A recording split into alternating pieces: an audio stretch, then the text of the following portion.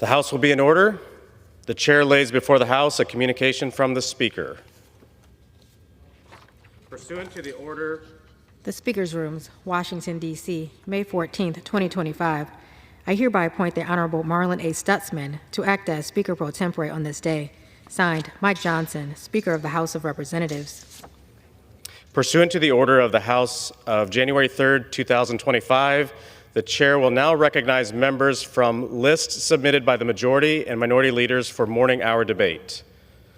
The chair will alternate recognition between the parties, with time equally allocated between the parties and each member other than the majority and minority leaders in the minority whip, limited to 5 minutes. But in no event shall debate continue beyond 11:50 a.m. The chair recognizes the gentleman from Washington, Mr. Baumgartner, for 5 minutes.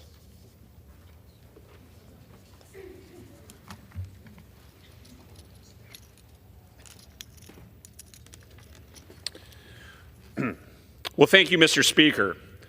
This week, the President travels to the Middle East on an important trip. It's a moment of great opportunity, but also serious risk. As the U.S. pursues deeper partnerships across the Gulf, we must remember that American leadership cannot rest on one-off deals or delusions of grand bargains. Our ambitions cannot outpace reality. Most importantly, Iran lurks in the background of every conversation. Tehran is itching to play spoiler. Its nuclear ambitions and proxy networks remain the chief threat to regional stability. Yet we have a rare moment of leverage. Iran's economy is in shambles. Its proxies are degraded, and its air defenses have been exposed. That's why I introduced a resolution reaffirming that preventing Iran from obtaining nuclear weapons is a non-negotiable American priority. It reinforces deterrence, clarifies expectations, and ensures congressional oversight, especially regarding any use of force. We must not miss this moment.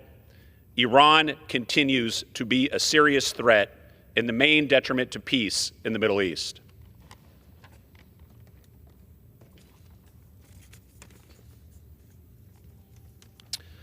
Mr. Speaker, there was welcome news last week that President Trump is considering a presidential commission on college athletics.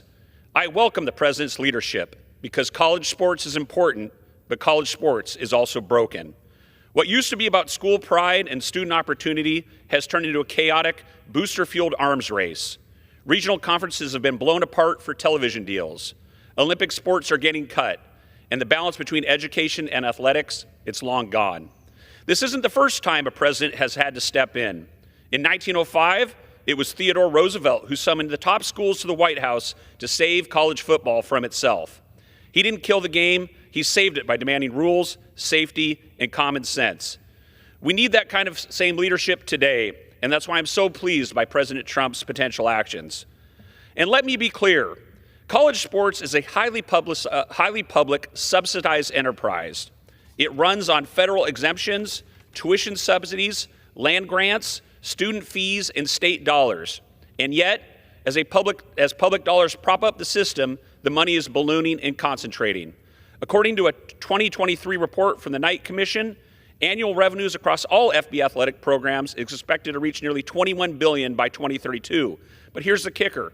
More than $16 billion of that is concentrated in just 54 schools, while college sports is important to the entire country. Roster spots across all sports are shrinking. That's why I introduced the Restore College Sports Act to put common sense guardrails back into place. It restores regional conferences so student athletes aren't crisscrossing the country for absurd TV contracts. It reestablishes competitive balance so the richest programs don't write all the rules. And it creates a sane, transparent revenue-sharing model that protects Title IX, sustains Olympic sports, and keeps student athletes, not donors and agents, at the centers of college sports. I thank President Trump for considering this action, and I call on Congress to work together in a bipartisan fashion to save competitive college sports by restoring competitive balance across the landscape. Thank you, Mr. Chair, and I yield back. The representative yields back the balance of his time. The chair recognizes the gentlelady from Oregon, Ms. Bonamici, for 5 minutes. Thank you, Mr. Speaker. I rise today to condemn in the strongest terms the attack by DOJ on the Women's Bureau at the Department of Labor, the only federal agency representing women in the workforce. Last week, Elon Musk's unelected unqualified, inept team at Doge canceled millions of dollars in grants funded through the Women's Bureau, excuse me, by calling them wasteful. These terminations decimated the important work of the Women's Bureau, including programs to support survivors of gender-based violence and women in apprenticeship and non-traditional occupations, which has successfully expanded pathways for women to enter the workforce and lead in all industries, including the trades. A Department of Labor spokesperson claimed that the Women's Bureau funds, quote, discriminatory DEI experiments. I'd like to know why exactly they think helping women enter and succeed in the workforce is a discriminatory DEI experiment. Canceling more than $20 million in congressionally authorized funds is both illegal and unconstitutional, and we must hold Doge and Secretary Chavez DeRemer accountable. Congress established the Women's Bureau 2 months before women officially gained the right to vote 105 years ago this year.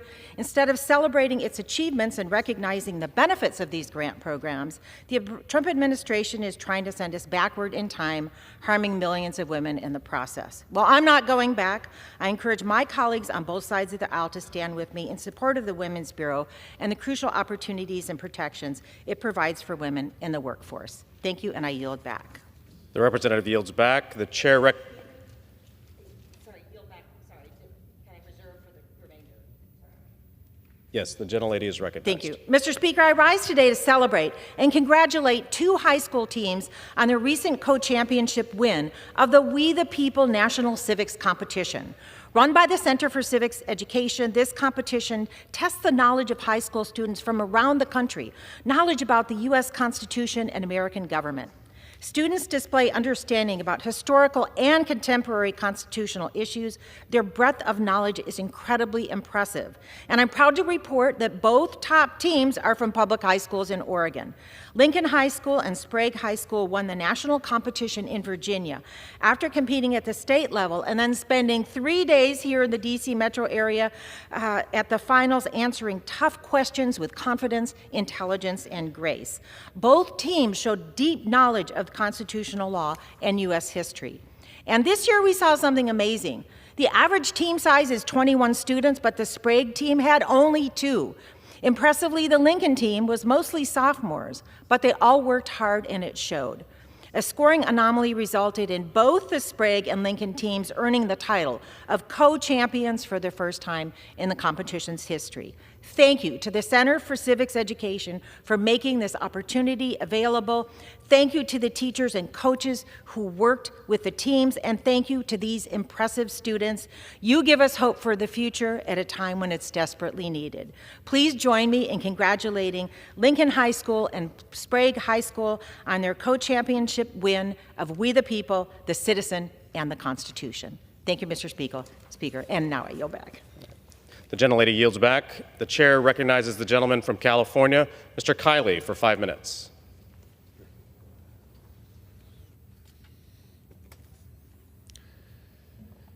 Mr. Speaker, in honor of National Police Week, I wish to recognize and honor Sergeant Mike Anderson of the Roseville Police Department for his unwavering commitment to serving and protecting the Roseville community.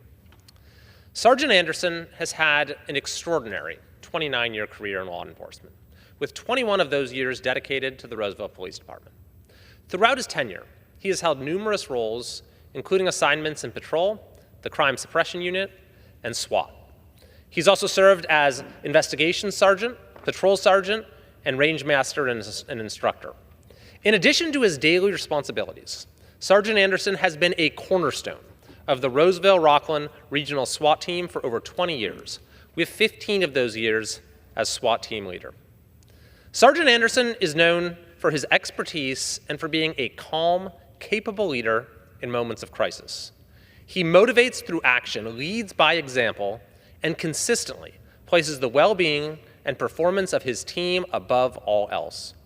Through his skillful training and leadership, the SWAT team has experienced 2 decades of success through many critical incidents. The caliber of guidance and mentorship he offers is so exceptional that many officers intentionally choose to remain in the night shifts that he oversees despite challenging hours to work and learn under his direction. His influence and the confidence that he inspires, among others, has shaped generations of officers who have had the privilege of working alongside him. Sergeant Anderson has strengthened the Roseville Police Force, and our community is safer as a result of his commitment to the department. Sergeant Anderson will soon be retiring as the senior most serving sergeant in the outstanding Roseville Police Department, which is a testament to his dedication, integrity, professionalism, and leadership. It is an honor to represent exemplary individuals like Sergeant Mike Anderson. And on behalf of California's 3rd Congressional District and the United States House of Representatives, I would like to thank and honor Sergeant Anderson for his nearly 3 decades of serving and protecting the region as a dedicated public servant. Thank you, Mr. Speaker. I yield back. The gentleman yields back. The chair recognizes the gentlelady from Washington, Ms. Perez, for 5 minutes. Mr. Speaker, I ask unanimous consent to address the House for 5 minutes. The gentlelady is recognized. I rise today during National Police Week to recognize the local law enforcement officers of Southwest Washington who work around the clock to protect our community. During my time in Congress, I've made it a priority to do ride-alongs and roundtables with local law enforcement and other first responders across the district to see firsthand their work and dedication. These men and women don't have the luxury to view the fentanyl crisis in academic or sanitized terms. They see it in its most brutal human scale. I've also had the opportunity to see how we are training and supporting the next generations of officers. In August of last year, I toured the new law enforcement training center located in Clark County in my district.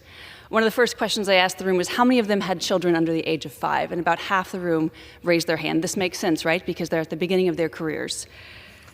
Before this new regional training center opened, these recruits would have to travel across the state away from their families for 5 months to complete the basic law enforcement training academy course. Now they can train closer to home, which is a game changer for recruits with new families. The work done by law enforcement is exhausting, dangerous, yet absolutely critical. I am committed to ensuring Congress does its part to support our law enforcement partners. But it can't stop with Congress. Law enforcement officers and their families make huge sacrifices to serve our communities and often feel like their work isn't respected or is intentionally vilified by some. You cannot substitute respect with another federal grant or program or initiative. We need a cultural shift that values and respects the sacrifices these officers and their families make. Thank you sincerely to all of our law enforcement officers, their spouses, their families, their communities that support them in this incredibly patriotic and challenging calling. I assure you that your work does not go unappreciated. I rise today during National Police Week to recognize corrections officers who have one of the most difficult and stressful roles in our law enforcement. I've made it a priority to tour jails in my district, and the corrections officers I've met are patriotic professionals who perform an unseen and often thankless job under incredibly stressful circumstances. When I ask these COs what their priorities are, how I can be useful, the first 5 times I ask the question, they keep telling me what their detainees need, what would make life better for their detainees. Every day, corrections officers see firsthand the starkest crises of our society. They deal with the most violent offenders, our most difficult mental health challenges, inmates who have been caught up in the national fentanyl crisis, and people who have generally fallen through the cracks of society. Every day, they do the hard and necessary work that makes our judicial system function and receive little to no respect or gratitude from society. And it should not surprise anyone, given all of this, that they have a suicide rate 7 times higher than the general population and an average life expectancy of only 59 years. This is an indictment against our country. We must do more to support and recognize the role that corrections officers play in our communities. I therefore rise today to recognize and thank our corrections officers across my district for the difficult work they do and urge Congress and policymakers not to forget these law enforcement heroes. I rise today during National Police Week to recognize the work that the Skamania County Sheriff's Office Search and Rescue Team does in my community. Skamania County is home to the Columbia River Gorge, the Gifford-Pinchot National Forest, Mount St. Helens. Though the population of our rural county is only about 12,000, the natural beauty of my home county attracts recreational visitors from across the world. Being in search and rescue is an unpredictable role where you could get called to locate hikers who misread the map or relied on their phone or dig people out from an avalanche. 2025 has been a record-setting year for search and rescue missions with 550% increase. Skamania Search and Rescue this year alone has saved an elderly woman with dementia who got lost wandering off the trail, and a family with an infant who got stuck in the snow off-roading. Thank you to Skamania County Sheriff's Search and Rescue Team for your dedication to ensure both residents and visitors of Skamania County are able to recreate safely in our beautiful country. I rise today during National Police Week to recognize Vancouver police officer Nick Copley. In addition to his service as a police officer, Nick Copley also served in the United States Navy. When Officer Copley was deployed to Afghanistan, he was one of the 2 crane operators in his battalion. In this role, he was tasked with going to the areas where the Taliban had been pushed out, and his team would work to replace the barriers with permanent concrete barriers around the base perimeter. During his deployment, Officer Copley flew an American flag above a former Taliban base and flew that same flag from the base on September 11th, 2010, and brought it home with him. 3 years later, on September 25th, 2013, Officer Copley had the same American flag flown over the USS Arizona Memorial when he was stationed at Pearl Harbor. Now, a distinguished naval officer, Officer Copley is retiring from the Navy. To recognize his service to his country, it is my honor to have that same American flag that he flew over the base in Afghanistan and Pearl Harbor flown over the U.S. Capitol. Thank you, Officer Copley, for dedicating yourself to a career of service and representing what it means to serve your country and your community. I look forward to your continued service as a member of the Vancouver Police Department. Thank you, Mr. Speaker. I yield back. The representative yields back. The chair recognizes the gentleman from Florida, Mr. Petronas, for 5 minutes. Thank you, Mr. Speaker. Good morning, Northwest Florida. Mr. Speaker, I rise to offer a special congratulations to Northwest Florida State College women's basketball team. On April 1st, 2025, actually the same day that I got to take office, the Lady Raiders took on Alabama Sheldon State Buccaneers, took them on their 3rd national championship in 5 years, a final score of 62-53. Their overall record this season was 32-3, amazing, and with a conference record of 10-2 and a proud 13-0 record at home. It takes a lot of blood, sweat, and tears to make it to the top. Having heart for the game and for your fellow teammates goes a very long way. So I'm very excited about the victory of this team and how they brought it home to Northwest Florida. Congratulations to Coach Bart Walker and his coaching staff and all their hard work in leading the team to victory and instilling in them the heart of champions. To Northwest Florida State College State Championship basketball team, congratulations on a job very well done. Your incredible win is inspiring. You have made your community and the state of Florida very, very proud. God bless. Go Raiders. Mr. Speaker, I'm also rising now to privilege to represent more than 75,000 veterans that I represent in my district in Northwest Florida. Florida serves as one of the most veteran-friendly states in the entire country. Mr. Speaker, it is with great sorrow today that I acknowledge the passing and honor the memory of one of those great heroes, Captain Alan Colby Brady of Pensacola, and his outstanding service to the United States. Captain Brady lived as a resident of Pensacola off and on for nearly 50 years, becoming a permanent resident in 1994 after marrying his wife Diane in 1994. Born in 1929 into a naval family, Captain Brady committed his life and attended the Naval Academy, becoming a pilot at just 8 years old. He fulfilled that vow after graduating from Annapolis in 1951 and earning his wings in Pensacola 2 years later.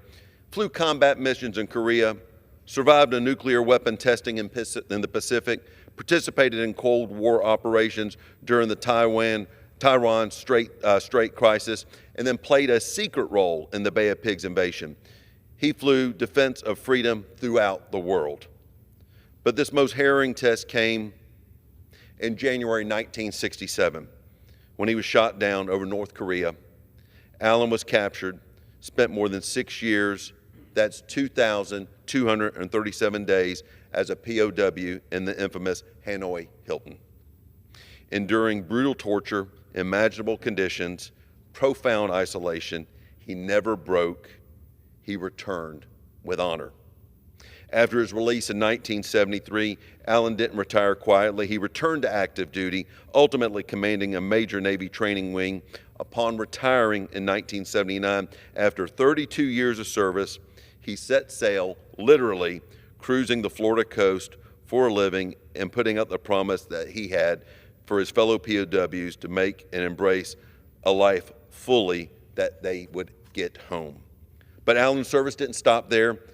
In 1980, he made a daring, unauthorized voyage to the communist Cuba to rescue refugees during the Mariel boat lift. This act of moral courage that risked his freedom once again. In years, Alan became a speaker, mentor, educator. He published a book of POW stories for schools and made it available to classrooms, and he made personal classroom appearances. He also authorized a memoir, Witnessing the American Century, sharing insights from a life lived at the crossroads of world events. Even in his 90s, Alan embraced new adventures as he continued to inspire students and veterans alike. Captain Brady exemplified the values of patriotism, courage, and honor. In his words, we will always need people who are willing to serve their country, willing to give their lives to defend her. Alan Brady was not just such a person, he embodied that call. God bless Captain Brady and his incredible life of service and sacrifice. Katie and I and all the Floridians and this nation offer our thoughts and prayers to the Brady family as they celebrate his life. May he rest in peace. Thank you, Mr. Speaker, and I yield the floor. The representative yields back. The chair recognizes the gentleman from California, Mr. Cisneros, for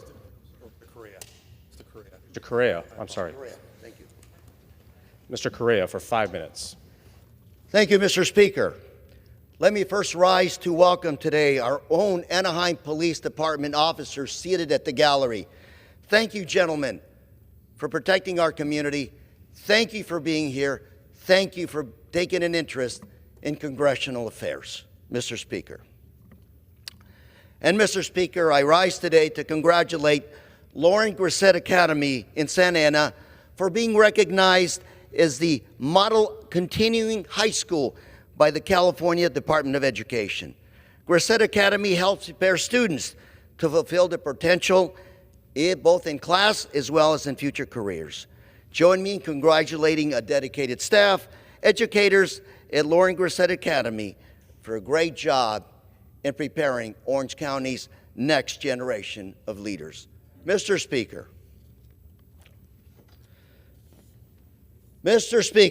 I rise today to celebrate Police Week by honoring my very good friend, Santa Ana Police Chief Robert Rodriguez. Chief Rodriguez was brought to the United States when he was 4 years old as an undocumented immigrant. He got his opportunity at the American Dream thanks to former California Governor and Republican President Ronald Reagan. He then served our country in the Marines for 6 years, 2 wars. And today, Chief Rodriguez is our Santa Ana Chief of Police. He fulfilled the lifelong dream of being an American and serving his great country. Chief, you inspire our community. Thank you for your hard work. God bless you, and God bless Santa Ana. Mr. Speaker, I rise today to recognize Goodwill Industries of Orange County for 100 years of service to our community. Reverend John Winterborn founded Goodwill Industries in Orange County, California in 1924.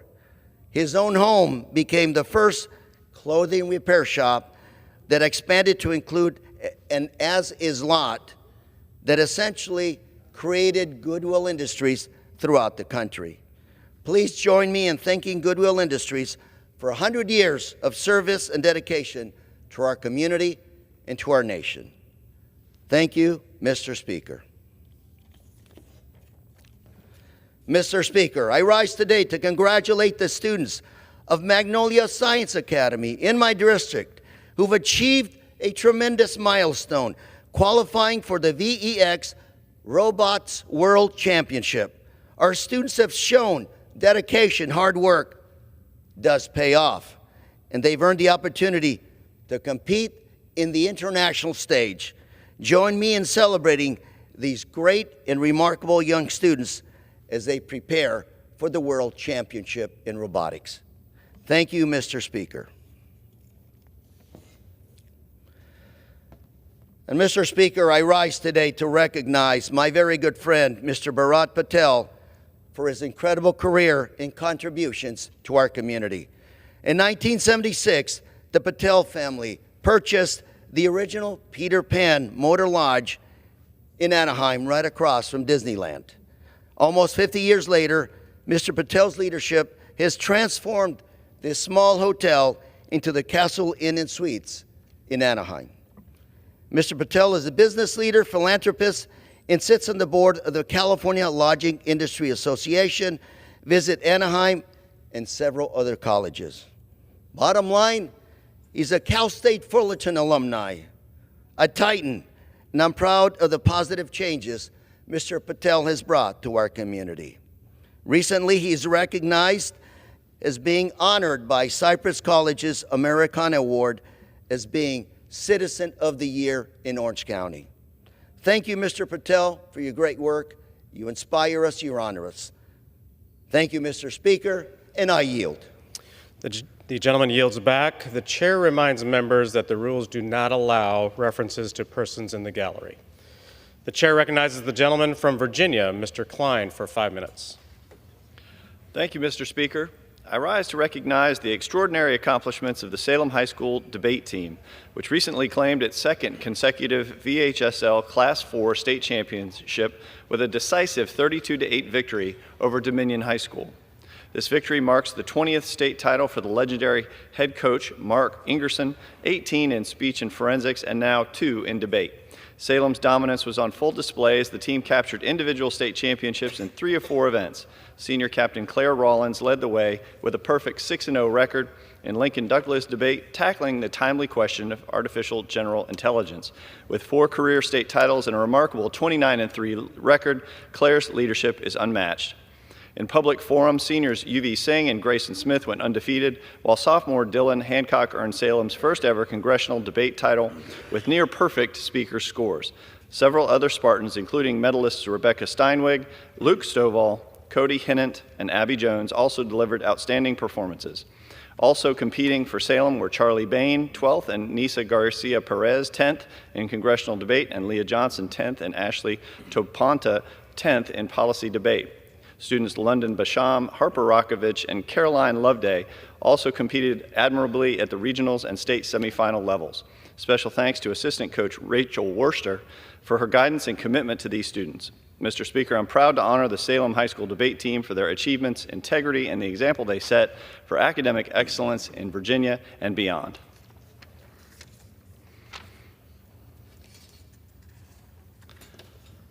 Mr. Speaker, I rise today to recognize and congratulate the Skyline High School wrestling team on winning the 2025 Class 3 State Wrestling Championship, the first state title in the school's history. Under the leadership of head coach Kyle Simons and assistant coaches Joe DeVello, Brian Scott, Alan Crow, John DeVello, and Josiah Houston, Skyline's 13 wrestlers delivered a historic performance, scoring 218 points and sending 6 athletes to the finals. Congratulations to individual state champions Peyton Alia, Parker Withers, and Josiah Sykes. In addition to the state champions, medalists also included Jacob Buffum, Vinny DeVello, Joey DeVello, DJ Maybe, Cody Salomon, and Carter Houston, with strong performances from Cody Davis, Aiden Boyles, Ryan Williams, and Titus Drake. Skyline defeated 2-time defending champion Stanton River by 39.5 points, a testament to their talent, teamwork, and resilience. Thanks to Coach Simons, his staff, and the incredible Front Royal community, Skyline has made history. I'm proud to honor their achievements today.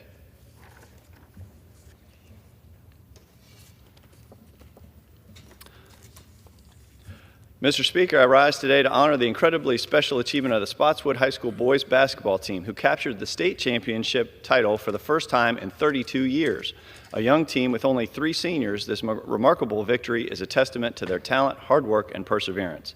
Under the leadership of Coach Edwards, rightfully named VHSL Class 3A Coach of the Year, these young men came mentally prepared and demonstrated the power of teamwork and determination to bring home the school's second state trophy.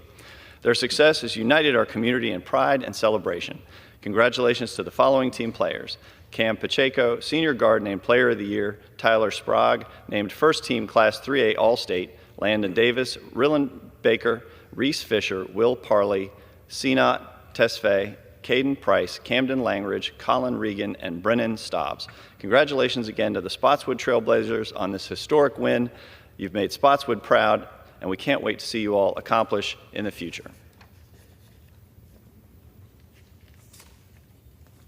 Mr. Speaker, I rise today during National Police Week to recognize the brave men and women in law enforcement who serve our communities, our Commonwealth, and our nation with honor and courage. These officers are our friends and neighbors, men and women who wake up each day, put on the badge, and willingly face danger to keep others safe. Earlier this week in Bridgewater, I joined members of local law enforcement and Commonwealth's Attorney Marcia Garst to honor those who lost their lives in the line of duty. Since 1776, nearly 27,000 officers have made the ultimate sacrifice, including 165 last year and 25 so far this year. Their service and their sacrifice must never be forgotten. Mr. Speaker, the men and women of law enforcement represent the very best of our communities. We are safer because of their commitment, and we are grateful for their service. To every officer who serves, we thank you, we support you, and we will continue to stand with you.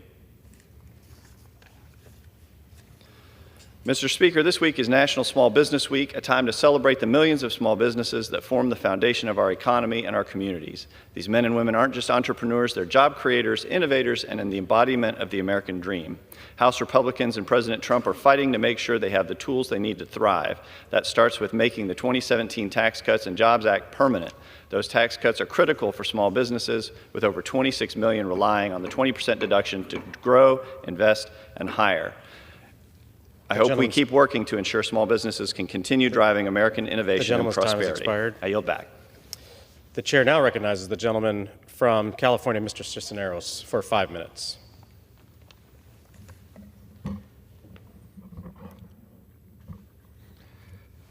Mr. Speaker, Donald Trump was elected with a mandate to improve the lives of hardworking Americans, to lower housing costs, to make groceries, child care, and medicine more affordable, to help our seniors get the care they need.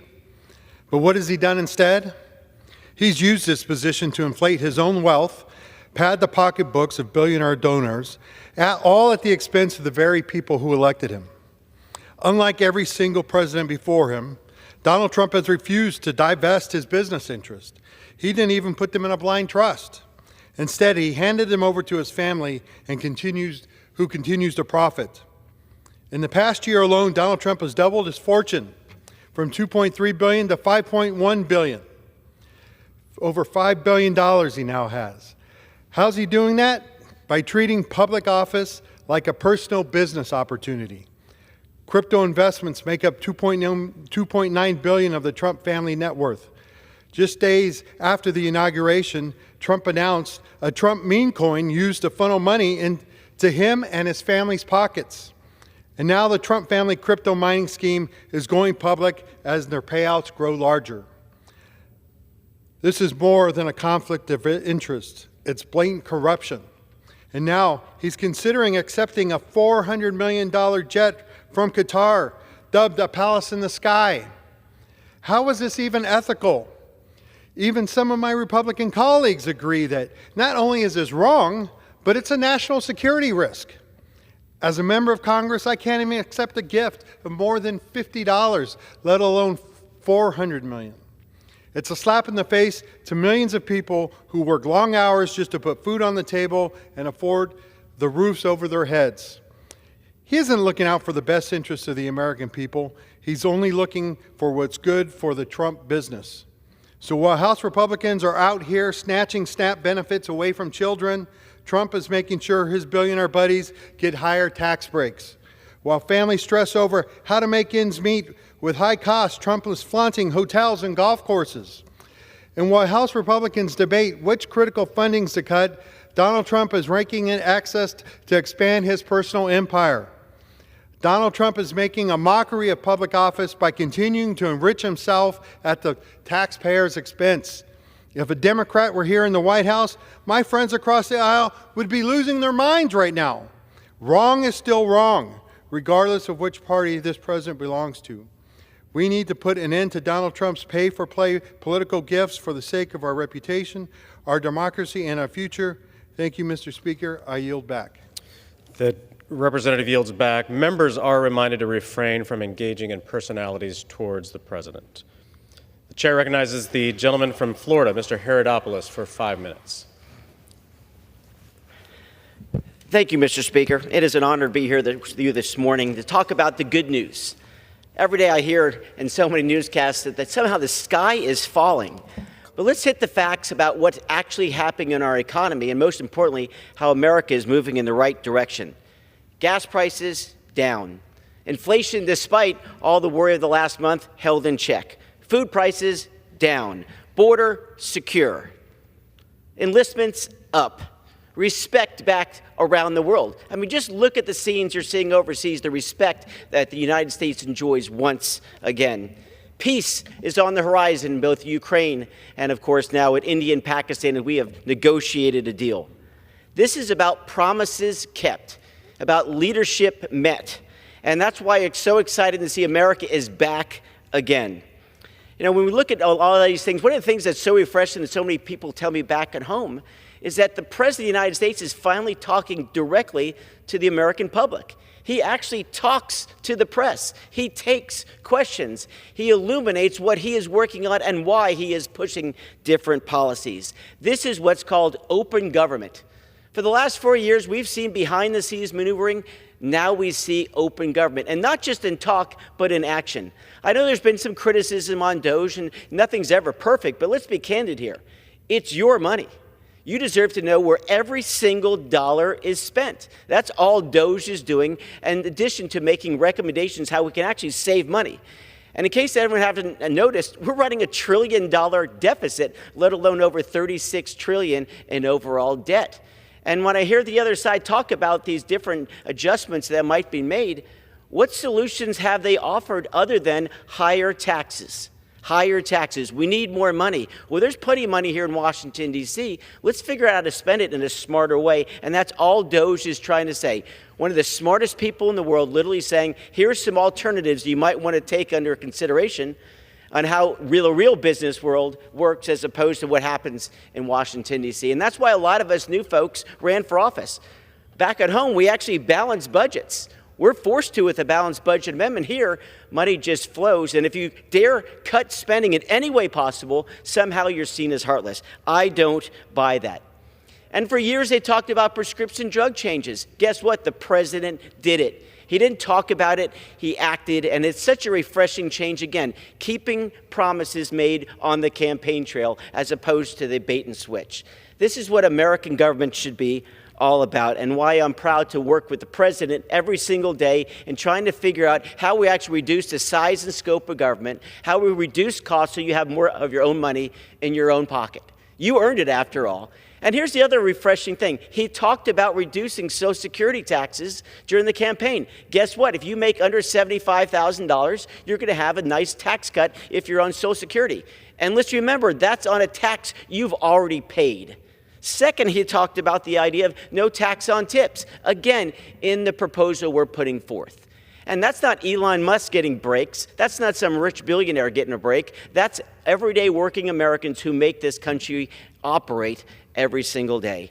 And it's a welcome change as opposed to what we saw over the last 4 years where they just kind of told people what they were doing behind the scenes but never actually addressed the public directly on. And again, one last thing. I was here last night. I had the honor of serving in the chair where you are, Mr. Speaker. And for a long time, I heard a member from the other side talk about tax cuts for the rich. Guess what? The tax rate for the rich is staying the same. It's 37 now. It's going to be 37 when we pass this bill. That's not a tax cut. Okay? Get it straight.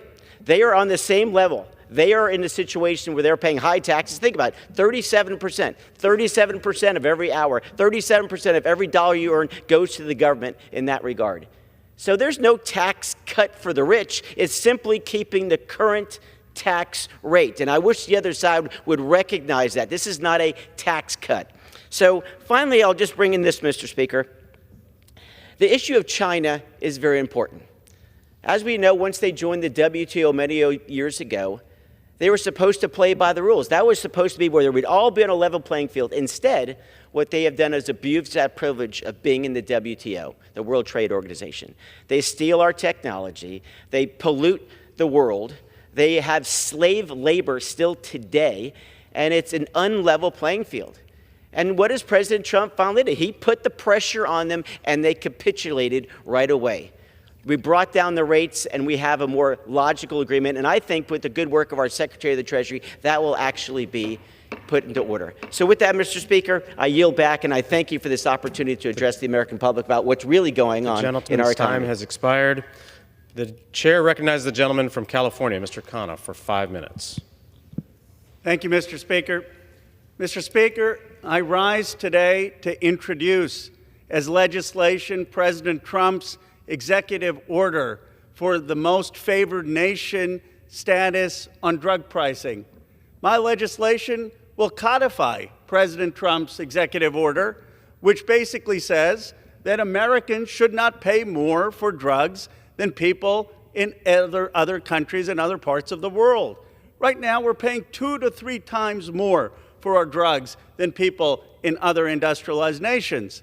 Now, this executive order, codified by the legislation, will allow our cabinet secretaries to put pressure on Big Pharma and make sure that they are not price gouging, and will allow for the importation of cheaper drugs.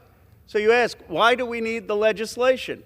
Because the reality is that Big Pharma will sue for the executive order like they did in the previous Trump administration. And in the previous administration, they managed to kill the executive order. The only way we can stand up to Big Pharma is to codify in legislation what the president wants to do in an executive order. So here's the deal. If I can cross the aisle and support President Trump's executive order in legislation, every Republican should be willing to cross the aisle and support my legislation. It's a pretty simple test. Are we going to stand in this body with the $16 billion that Big Pharma spent on lobbying? Or are we going to stand with the American people? We will know that answer based on how many co-sponsors we get for my legislation that simply codifies Donald Trump's executive order. Mr. Speaker, I rise today to oppose the cruel budget cuts on Medicaid and on the NIH. I don't want to sensationalize, I just want to give some of the facts.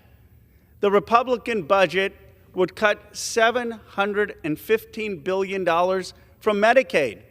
They're going to freeze this thing called a provider tax, which means that the federal government is going to give $600 billion less to hospitals across this country. That's going to mean, according to the independent Congressional Budget Office, that almost 8.6 million people lose their insurance. It's going to mean that many hospitals won't be able to offer services in physical therapy, in mental health counseling. And it's going to mean, unfortunately, that hospitals close, rural hospitals. Don't take my word for it.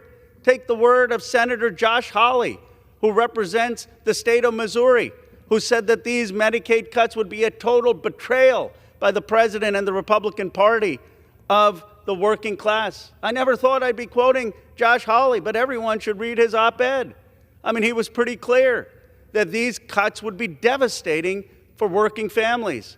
And then you look at the cuts to the NIH, a report released today by the Senate, already 31% decrease in cancer research in this country. The NIH has been decimated with 30% effectiveness and almost a 40% cut. This is money that goes not just into cancer research, but into Alzheimer's research, Parkinson's research. We used to have a bipartisan consensus in this country that we did not cut Medicaid, that we did not cut medical research, that we did not give more tax breaks to people in my district in Silicon Valley, to the billionaires in my district, at the expense of medical research and the working class. I hope people in this body will reconsider the cruel cuts to Medicaid, the cruel cuts to NIH, and tax the billionaires in my district a little more so we don't have to cut these essential programs. Thank you, Mr. Speaker. The gentleman yields back. The chair recognizes the gentleman from Missouri, Mr. Alford, for 5 minutes.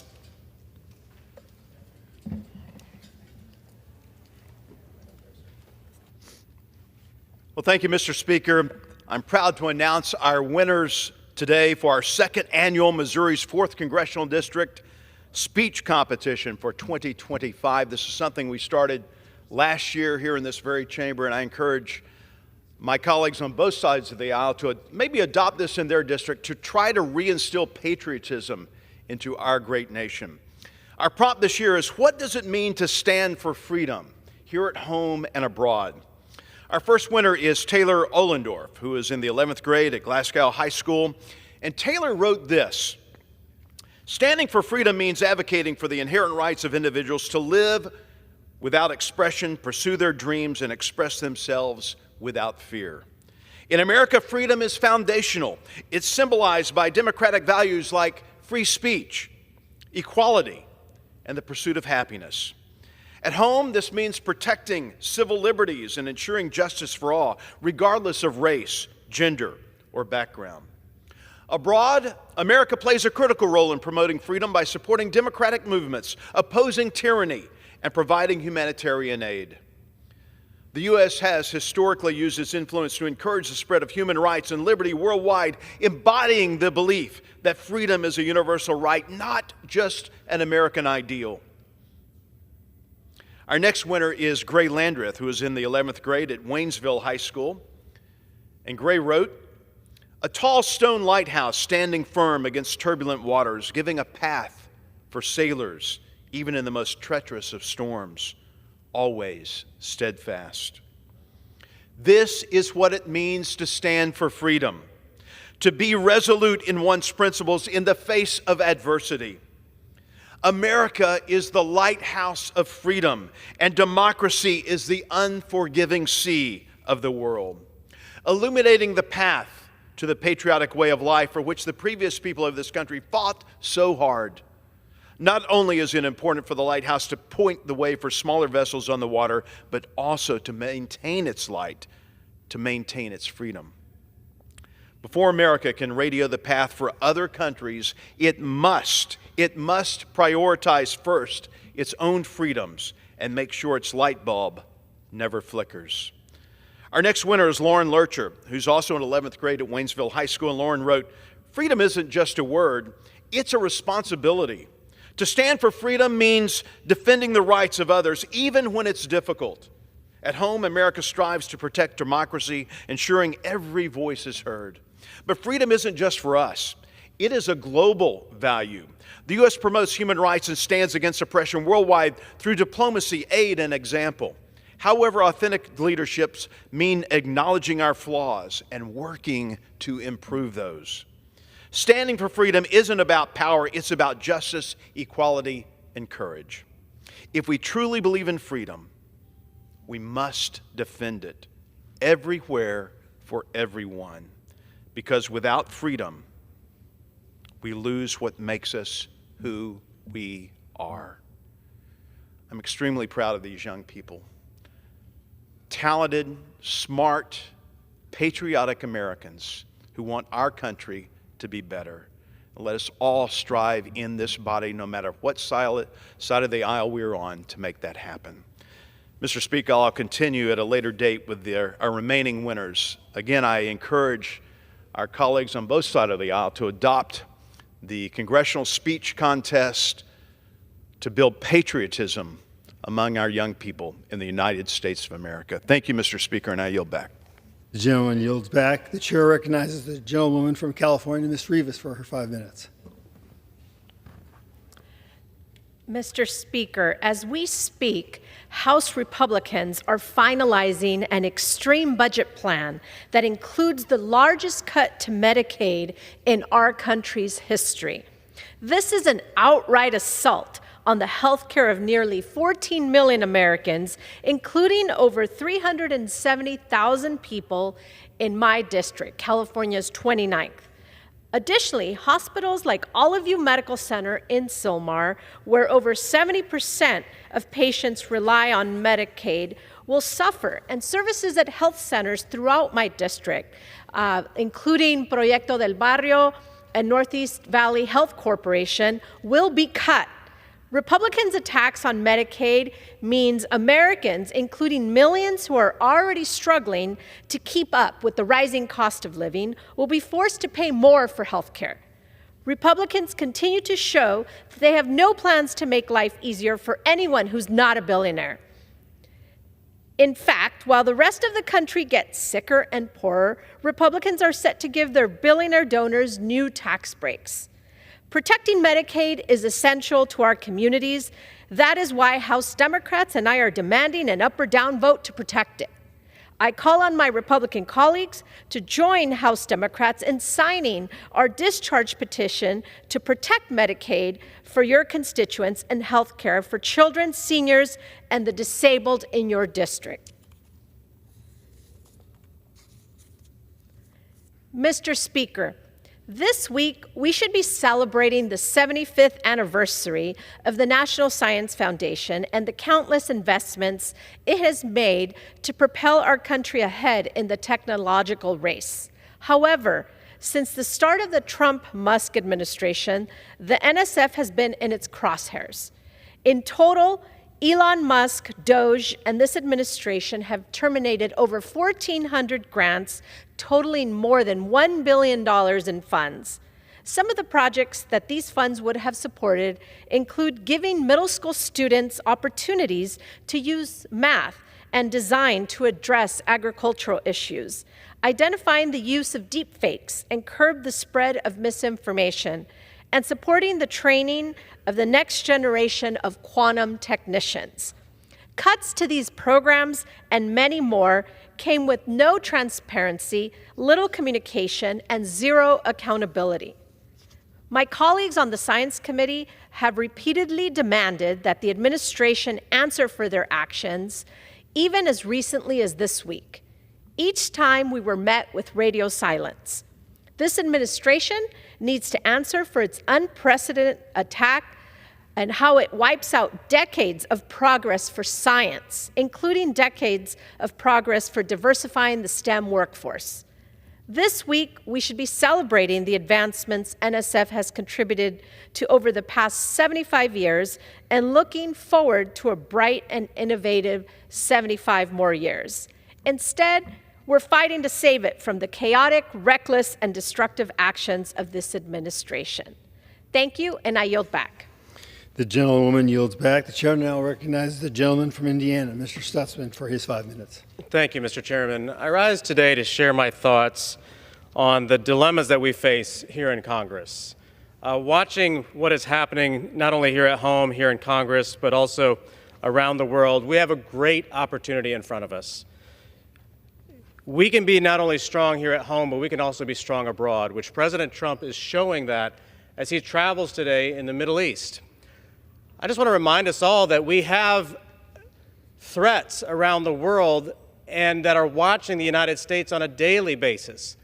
I was currently over in Syria, and there's a great opportunity there that President Trump has addressed by lifting the sanctions on the Syrian people.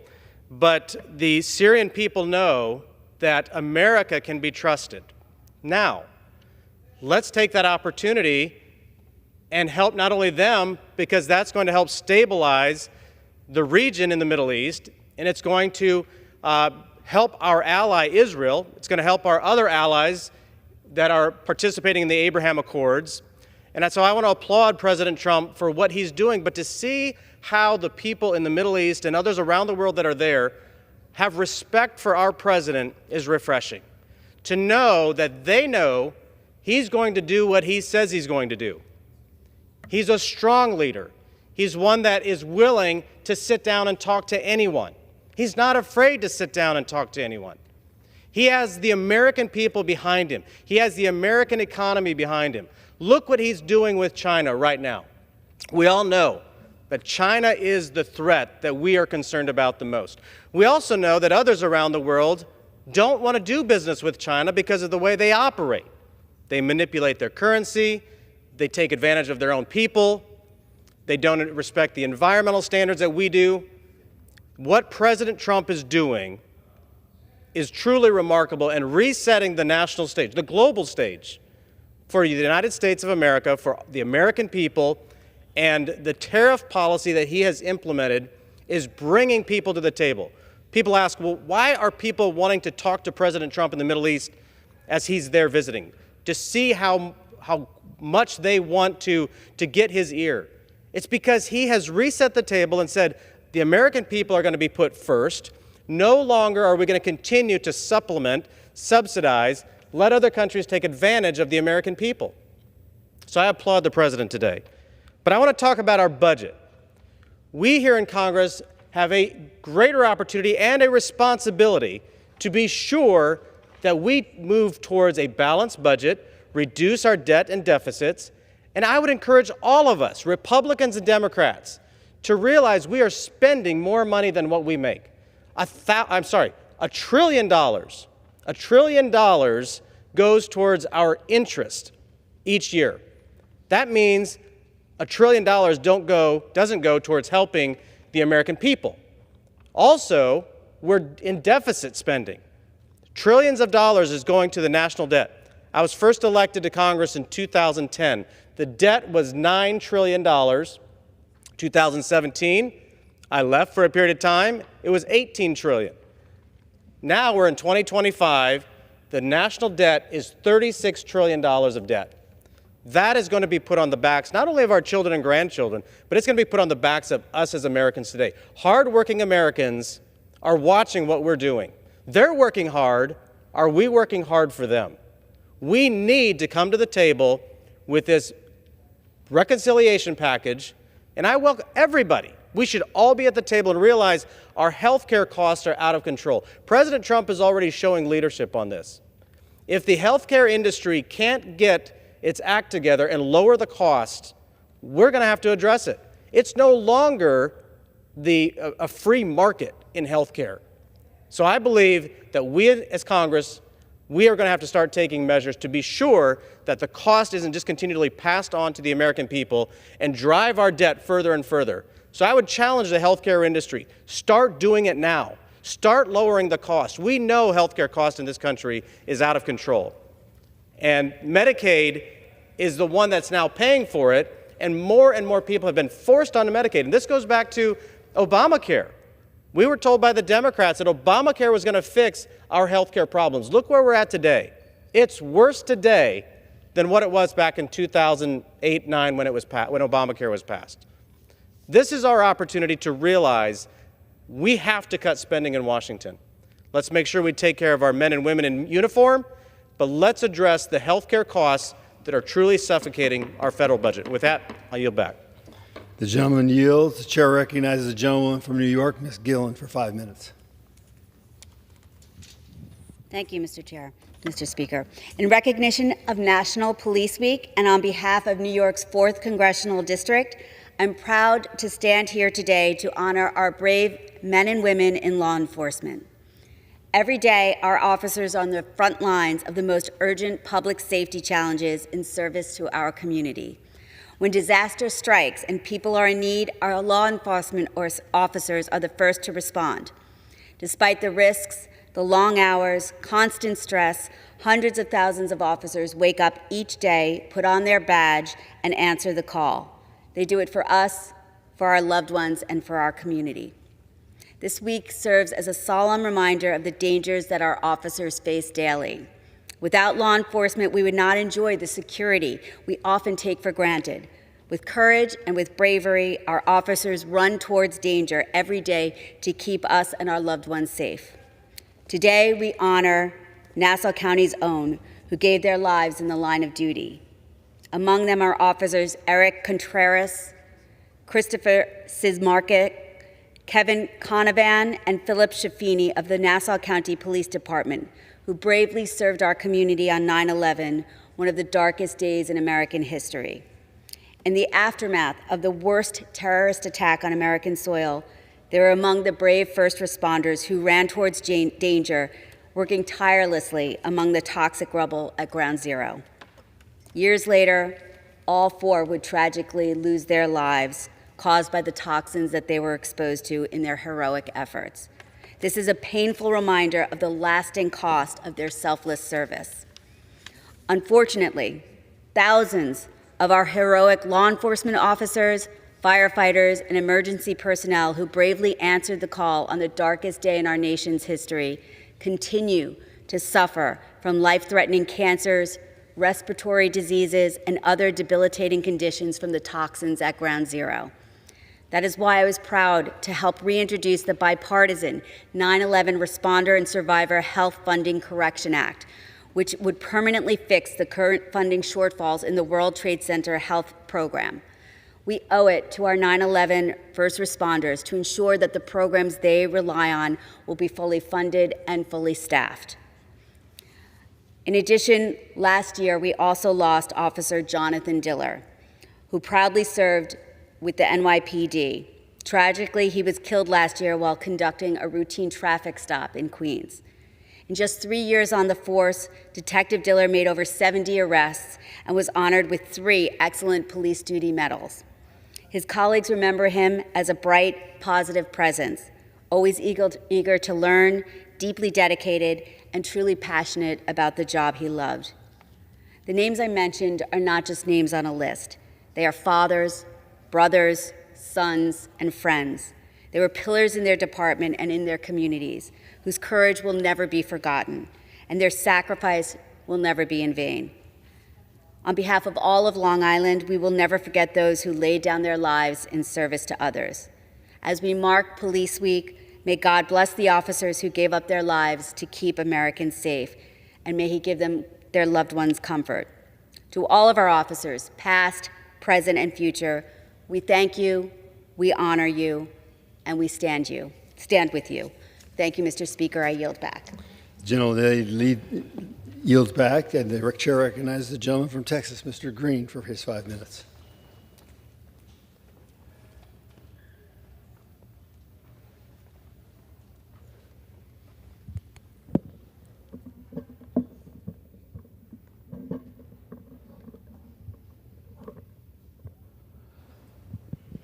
Thank you, Mr. Speaker. Mr. Speaker, and still I rise, unbought, unbossed, and unafraid. I rise driven by conscience to embrace the moral imperative to speak truth not only to power, but to also speak truth about power. And I rise today to acknowledge, driven by conscience, what the world is witnessing as we see the collective punishment being imposed upon Palestinians in Gaza.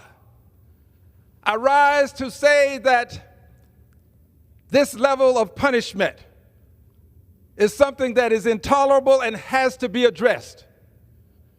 I rise to say that not only is there collective punishment, there is ethnic cleansing taking place in Gaza. I rise to say that at some point, we in this Congress have to take a stand against the injustice being perpetrated against innocent Palestinian men, women, and especially children. This level of injustice is something that this country has always stood against, but we find ourselves today standing with Mr. Netanyahu and the government that is bringing shame to the country of Israel. Israel should never do what it despises. I believe that the country of Israel would despise this level of punishment, this level of injustice being perpetrated upon another country. Yet we find today that Mr. Netanyahu, under his leadership, Israel is gaining a reputation as a pariah country. Mr. Speaker, to add insult to this grave injury, the United States of America is aiding and abetting by and through President Donald John Trump, aiding and abetting by simply having him conclude that somehow Gaza should become a resort of a sort, and that the Palestinians would be moved to some other place. That is a form of nouveau ethnic cleansing. I do not support it. And I want the world to know that if in this bill, this big, beautiful bill that the president would have us sign off on, that I'm already antithetical to, but if there is money in that bill to support the continued ethnic cleansing, the continued inhumanity that's taking place against the Palestinians, I cannot support that. I will not vote to send more money to see innocent men, women, and especially children slaughtered the way it is taking place right before our very eyes. And the unfortunate thing is, there are too many among us who are afraid to speak up. Well, I refuse to be among those who at this time of challenging controversy, who will sit and cower. I'm going to take a stand, not because it benefits me personally, but because conscience says we cannot allow these injustices to go unpunished. Driven by conscience to say that I won't be supporting sending any additional dollars to Israel, having already sent and voted for more than $50 billion. Nobody can accuse me of not being a supporter of Israel. I've supported it.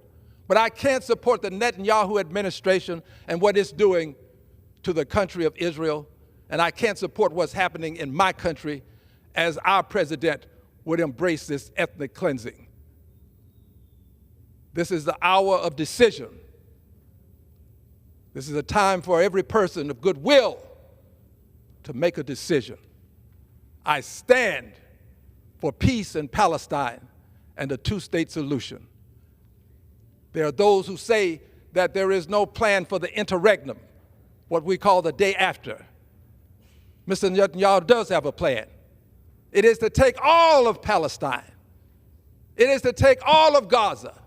It is to take the West Bank. He has a plan. Don't assume that because he's going in without our permission that he doesn't have a plan. He does. My plan is to vote against any additional funds to the state of Israel. I yield back the balance of my time. The gentleman yields back. The gentlewoman from Georgia, Ms. McBath, is recognized for 5 minutes. Before she starts, members are reminded to refrain from engaging in personalities towards the president. Thank Gentleman you. is recognized. Thank you, Mr. Speaker. This weekend marks a very important anniversary in our nation's history. On May 18th, we celebrate the 60th birthday of Head Start. I want to take this time to acknowledge the leaders and advocates from the YMCA of Metropolitan Atlanta, Georgia's largest Head Start provider. Through the years, my office has developed an outstanding partnership with the YMCA of Metropolitan Atlanta as we work hand in hand to serve our children. Next week, the supporters of Head Start from across Metropolitan Atlanta will gather to wish a happy birthday to this critically important federal program. 60 years ago, President Lyndon Baines Johnson spoke from the Rose Garden to announce the opening of 2,000 child development centers across the country. Project Head Start was developed as a community-driven initiative to ensure that children born into poverty would not remain there for the rest of their lives. In order to get a good head start on the future, children would receive preschool training to get them ready for school. They would receive medical and dental care, and their parents would receive counseling on how to provide the best environments for them at home. 60 years later, Head Start's legacy continues to make America proud. This federal program has served nearly 40 million American children, from classrooms to the kitchen table. Head Start walks alongside our families and their young children to serve them through the 4 pillars of every Head Start program, from education, health services, family involvement, and wraparound services. The benefits of Head Start are clear. Children who attend Head Start are more likely to complete high school and more likely to enroll and complete college. They are less likely to have run-ins with the law, less likely to enter foster care, and less likely to experience poor health. I'm proud to serve in Congress with notable Head Start alumni, my colleagues such as Representative Tony Gonzalez, Teresa Ledger-Fernandez, Andre Carson, Johanna Hayes, and of course, Georgia's very own Senator Raphael Warnock. Sadly, over the last 60 years, the transformational legacy of Project Head Start seems to have been forgotten, and its future has faced recent threats by many of the Republican colleagues in the Trump administration. Just last month, a leaked Republican budget proposed a complete elimination of funding for Head Start. In Georgia alone, over 22,000 children would stand to lose out on the opportunity to participate in this life-changing and transformative program. And as a mother who fights for the safety and success of every child in America, I will not be silent in the face of these attacks. That is why I've been standing up and sounding the alarm, working to educate people back home about what these cuts would mean for our community, not only in Georgia, but all across the nation. Georgia is facing a child care crisis.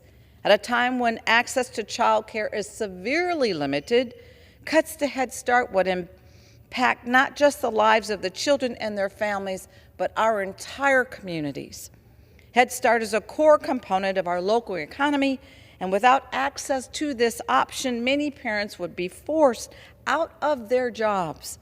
Head Start affords working families the peace of mind that their children are safe. They'll be healthy and well cared for during the day. Just as President Johnson did, we are continuing to fight for investments and opportunities for our children so that they have the tools necessary to achieve their highest ambitions. Federal investment in the foundational development of our children must remain our national priority.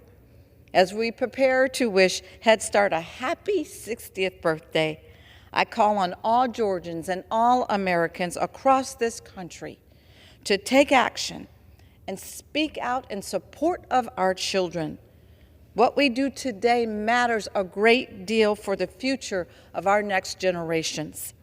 It is my hope and my prayer that 60 years from now, this body will be comprised of many more Head Start alumni, living proof that this program must continue. Thank you, and I yield back. The gentlewoman yields back. The gentleman from New York, Mr. Latimer, is now recognized for 5 minutes.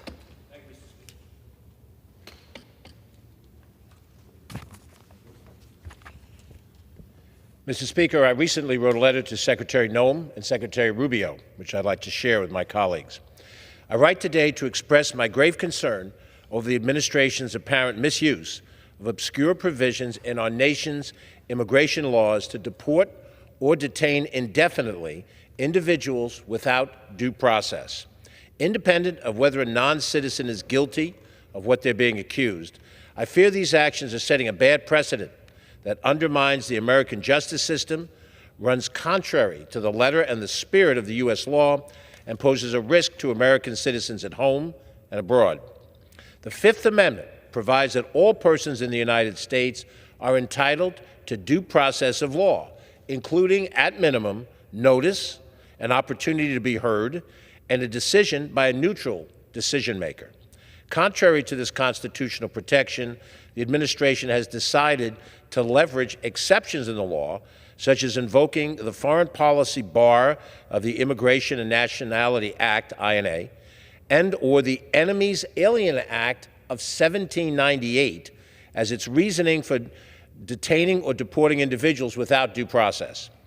The foreign policy bar of the INA states that if the Secretary of State has reasonable grounds to believe an alien's entry, proposed activities, presence, or activities in the United States would have, quote, potentially serious adverse foreign policy consequences for the United States, that person can be excluded or deported from the United States, end quote. Similarly, the Enemy Aliens Act of 1798 permits summary deportations during times of war and was last invoked during World War II. These provisions now have novelly been used during peacetime as grounds to send Department of Homeland Security agents to the homes of individuals with varied alien status, including permanent residents and asylum seekers, arrest their clients, as well as access to the warrants and other official documents. Judicial orders have been blatantly ignored, and courts denied access to potentially evidentiary information.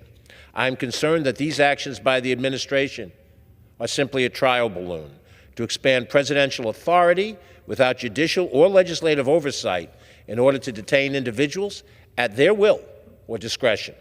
The constitutional checks and balances in our Bill of Rights have been the envy of the free world and a warning to dictators everywhere that a nation can be strong and secure and at the same time show forbearance in the administration of justice. Seeing the erosion of these concepts in our own nation is disheartening, to say the least, and a dangerous precedent to entertain for any free people. It is my responsibility to speak out, not because I agree with the affected individuals or sanction acts for which they are accused, but because if we wish to live in a democratic society, we must defend the lawful rights of all, including those whose actions make them subject to the American justice system. The actions taken by the administration to arrest, detain, or deport without lawful due process acts as a dangerous precedent for all of us, even those who one day may count themselves among former holders of high office. Americans also now risk being subject to retaliatory treatment in other countries. Given the centuries-old protections granted by our Constitution, I urge the administration to rethink its actions in order to preserve the letter and the spirit of American laws. Thank you, Mr. Speaker, and I yield back. The gentleman yields back. Pursuant to Clause 12A of Rule 1, the chair declares the House in recess until noon today.